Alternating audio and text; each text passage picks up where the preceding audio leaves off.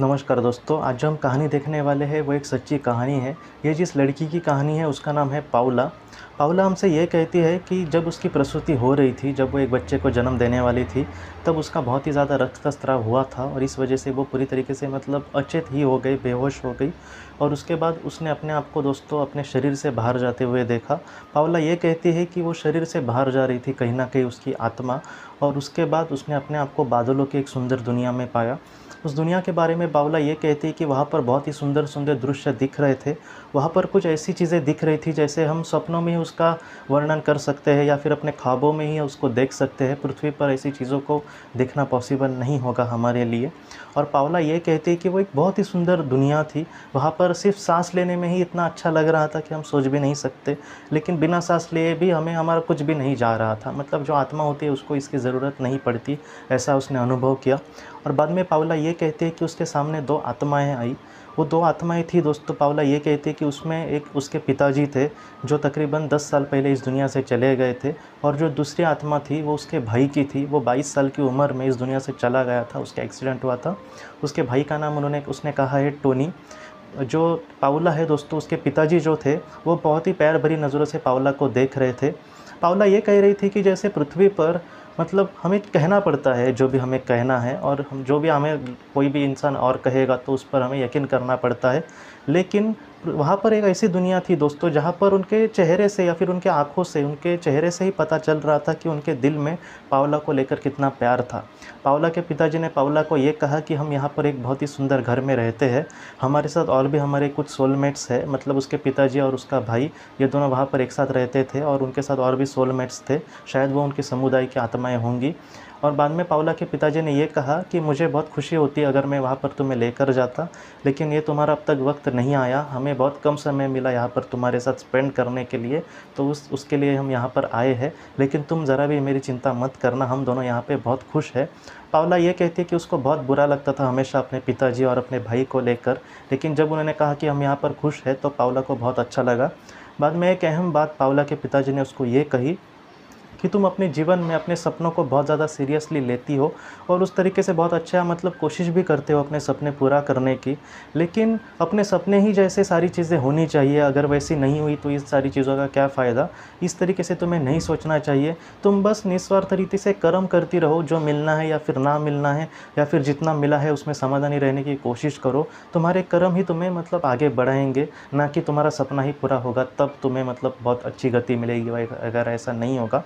तब पाउला ने ये कहा कि उसके अपने जीवन में कुछ ऐसे ही सपने थे कि वो उस जिस कंपनी में काम करती थी तब उसको यही लगता था कि मैं कुछ और बड़ी-बड़ी बनती जाऊँ और एक दिन मतलब मुझे बहुत ही बड़ी पोस्ट मिले। लेकिन वहाँ पर हर एक कंपनी में छोटी-मोटी कुछ पॉलिटिक्स होता ही रहता है। इस वजह से ऐसी पॉलिटिक्स में कोई मेहनत करने वाला इंसान हो तो वो पीछे पड़ जाता है। तो पीछे मतलब उसको उसको कोई भी पूछता नहीं है ऐसे। तो बाद में इस तरीके से पाउला के साथ कुछ हो रहा था, लेकिन उसके पिताजी ने उसको ये कहा कि तुम इस तरीके से मत चिंता करना, तुम बस काम करती रहना।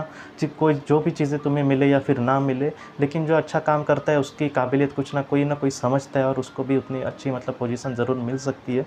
तब पाउला ने कहा कि हाँ, मैं ज़रूर इन सारी चीज़ों को मतलब गंभीरता से लूँगी। और भी पाउला के कुछ ऐसे सपने थे जैसे काम के बाहर वो कुछ ऐसा कुछ करने वाली थी जहाँ पर उसको वो नहीं मिला तो वो नाराज़ हो जाती थी। लेकिन उसके पिताजी ने वो भी कहा कि तुम ज़रा भी चिंता मत करना, जितना तुम्हें पॉसिबल होता है उतना करना और समाधानी रहने की कोशिश करना। बस खुशनुमा जो एहसास होता है वही हमारा महत्वपूर्ण होता है, हमें जीवन में कुछ मिले या फिर ना मिले। तो इस तरीके से पाउला को उसके पिताजी ने संदेश दिया और उसके भाई ने भी कहा कि मतलब उसके भाई ने ये कहा कि हम जहाँ पे रहते हैं वो एक सुंदर दुनिया है, तुम्हें बहुत अच्छा लगेगा वहाँ पर, और वहाँ पर एक सुंदर तालाब भी है। पाउला ये कहती है कि उसको और उसके भाई को बचपन में स्विमिंग में ऐसा करने की बहुत मतलब अच्छा लगता था। पाउला का भाई भी उसको कहीं न कहीं वही मतलब चाह रहा था कि कहीं न कहीं जब वो एक दूसरे से मिलेंगे तब वो मिलकर वहाँ पर उस तालाब में स्विमिंग करेंगे और एक साथ बहुत ही मज़े करेंगे। लेकिन उसके भाई ने कहा कि तुम मत चिंता करना दीदी, मैं हमेशा तुम्हारे साथ हूँ। उसका छोटा भाई था। और पाउला भी आज खुश थी दोस्तों, और उसके पिताजी ने कहा कि चलो ये वक्त हमारा यहाँ पर मिलने का ख़त्म होता है, लेकिन हम दोनों हमेशा तुम्हारे साथ हैं। उसके पिताजी का जो आशीर्वाद था वो हमेशा उसके साथ था, ऐसे उन्होंने कहा। और बाद में पाउला ये कहती है कि कोई एक एनर्जी मुझे वहाँ से मतलब पीछे पीछे खींच रही थी, और पाउला उस दिशा में ऐसी जब बढ़ती गई तब उसने ये कहा कि बहुत अंधेरा उसने देखा।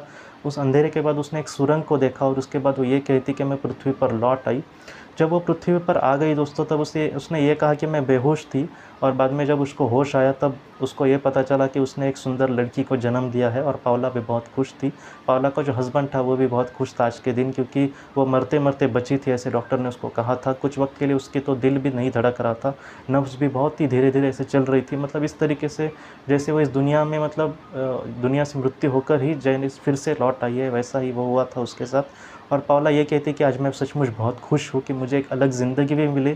मैं कहीं ना कहीं अपने पिताजी से और अपने भाई से मिली, और वो बहुत ही अच्छे से आज खुश रहने की कोशिश करती है। वो यही कहती है कि मैं बस अपना काम करूँगी। और धीरे धीरे पाउला ये कहती है कि अब जो उसके काम में मतलब उसको बुरा समझते थे या फिर कुछ ऐसे जलने वाले लोग थे, वो भी आज उससे अच्छी बात करते हैं, क्योंकि ये अपने मतलब उसका भी स्वभाव पूरी तरीके से बदल गया है। अब वो ये नहीं सोचती कि मेरे बारे में कोई बुरा कहे तो क्या है, वो ये कहती है कि रहने दो, कोई भी मेरे बारे में कुछ भी सोचे, लेकिन मैं किसी के बारे में बुरा नहीं सोचूंगी। और इस तरीके से पाउला ये कहती है कि आज मेरे सब दोस्त ही बन गए हैं, ऐसा कोई भी नहीं है जिससे मैं मतलब नफ़रत करती हूँ या फिर कोई मुझसे नफ़रत करता है। और पाउला इस तरीके से अपने जीवन में आगे बढ़ रही है। ये जो पाउला की कहानी है वो हमें सबसे बड़ी मतलब जो सीख देती है वो ये है कि ऐसा नहीं है दोस्तों कि हमारे सपने कुछ पूरे नहीं हुए, मतलब जीवन को कुछ अर्थ नहीं, वो सपना ही हमारा सब कुछ था। इस तरीके से नहीं सोचना चाहिए। सपने पूरे करने के लिए जो भी प्रामाणिक प्रयास हम कर सकते हैं उसको ही करना चाहिए। वो मतलब जैसे भगवान श्री कृष्ण जी ने कहा है कि तुम सिर्फ कर्म करो। अगर हम निस्वार्थ तरीके से कुछ अच्छा कर्म करेंगे तो उसका कुछ ना कुछ हमें तोहफा ज़रूर मिलेगा, लेकिन कब मिलेगा उसको ही लेकर हम बैठ जाए, इस तरीके से नहीं सोचना चाहिए। जो भी हमारे विचार है, जो भी हमारे अच्छे कर्म है, वही हमें आगे तक ज़रूर पहुंचाएंगे। और जो अच्छा इंसान होता है दोस्तों, मैं आपको सच कह रहा हूँ, हो सकता है कि पृथ्वी पर उसके बहुत दिन बुरे आए, हो सकता है कि उसको यहाँ पर मतलब कोई भी मदद ना करे, लेकिन एक ऐसी दुनिया में अपने आप को एक दिन ज़रूर पाएगा जहाँ पर उससे सब प्यार करेंगे। और वो जो प्यार होगा दोस्तों, वो सच्चा प्यार होगा, कोई मतलब ही प्यार नहीं होगा। तो ये जो कहानी है सबसे बड़ी तो हमें ये सीख देती है। ये जो कहानी है दोस्तों, दूसरा सबसे बड़ा सबक हमें ये दिखती है कि जो हमारे अपने हैं दोस्तों, वो वहाँ पर बहुत ही अच्छी दुनिया में बहुत ही अच्छी जगह पे होंगे, तो आप उनके लिए कृपया चिंता मत करना। जब मतलब परिस्थिति वक्त लाएगी तब हमारा उनका मिलन होगा ज़रूर, लेकिन फ़िलहाल हमें अपने जीवन में आगे बढ़ना होगा। जैसे हम अपने जीवन में आगे बढ़ते हैं, बहुत ही अच्छा कर्म करते हैं, तो हमसे ज़्यादा खुशी उनको मिलेगी दोस्तों। तो आप ज़रा भी चिंता मत करना इसको लेकर। तो दोस्तों, हम अपने अगले वीडियो में एक अलग विषय को लेकर मिलेंगे। तब तक आप अपना अपने परिवार का ख्याल रखना। आपका बहुत बहुत धन्यवाद। ज़िंदगी की रोशनी ये एक कंसल्टेंसी है जो ऐसे लोगों को मदद करने की कोशिश करती है जिन्होंने किसी अपने को खोया है, या फिर जो लोग अपने जीवन में बहुत ही ज़्यादा दुखी है। जो लोग इस संस्था के साथ जुड़ते हैं उनको इस विषय की किताबें और जानकारी भेजी जाएगी। इसके साथ साथ जो लोग पास्ट लाइफ रिग्रेशन थेरेपिस्ट के पास नहीं जा सकते, अगर वो घर पे अभ्यास कर सके, इस वजह से उनको पास्ट लाइफ रिग्रेशन की ऑडियोज़ भी भेजी जाएगी। और इसके साथ साथ ध्यान में एकाग्रता बढ़ाने के लिए कुल मिलाकर 5 ऑडियोज़ भी उनको भेजी जाएंगी। तो जो लोग इस संस्था के साथ जुड़ते हैं उनको यह सारी चीज़ें उनके ईमेल पर या फिर व्हाट्सएप पर भेजी जाएंगी। अगर आपको इस संस्था के साथ जुड़ना है तो कृपया इस नंबर पे व्हाट्सएप करें।